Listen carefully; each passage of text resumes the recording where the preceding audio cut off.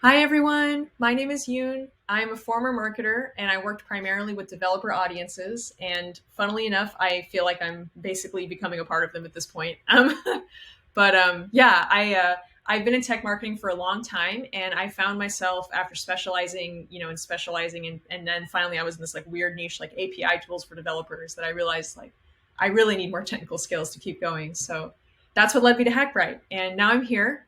I'm trying to take my technical skills that I'm learning here and my former marketing experience, and I'm trying to combine them to become a developer advocate. Yeah, but let me show you a bit about this app that I built. I'm pretty excited about it. It's called Simple Focus, and it's meant to be a minimal productivity app that's based on a timer. And I made it hoping that it could help people with executive dysfunction. It's something that I deal with, and I'll definitely be using this tool myself.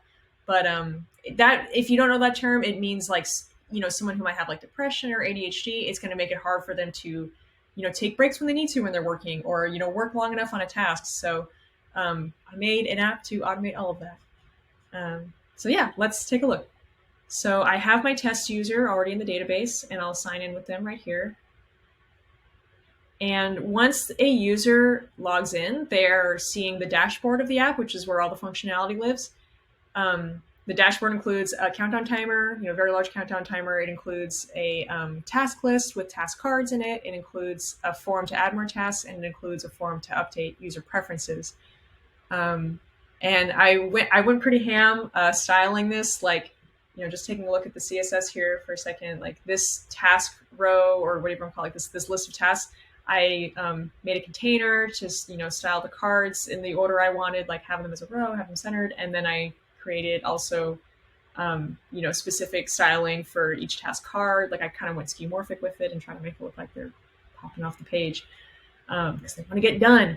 But anyway, yeah. So let's go into the actual workflow if you were to use this app. So what happens is that someone adds tasks they want to accomplish. They have an estimate of how much time it'll take. And then they go down here and they can update what the timers have in them down here. So like if they, for example, have a task that's worth 2 hours, they're going to go down here and type in, 120 minutes. And I've already done that for us today. So let's just pretend that's already happening. So we're now herding the cats, as this task card says.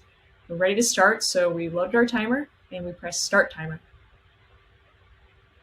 And now this timer will go until the user has run out of time for their task, at which point they will get an alert like, like time's up. Like, you can decide to either, refill the timer for another work session or take a little break. Like, might have been a while. Yeah, but that's all there to keep that automated for you, so you don't have to think about it. You can just focus on what you're doing. And yeah, I actually think the timer was the most interesting thing to code in this entire project. So I do want to talk about that for a second. So come with me here to my JS file. First, I want to call out, I added an event listener for when the page loads itself, at which point, I use SQL Alchemy to make a fetch request and pull out all of the user information from the user's DB at that moment to be used in this JS file.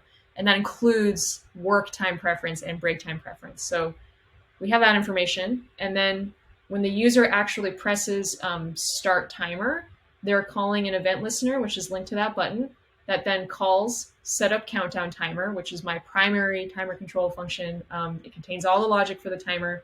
It contains a number of helper functions as well, like update timer display, which checks every second to make sure the timer is still accurate. It rederives the data and it repopulates the timer every second, so it stays consistent. Yeah, so that's what that looks like.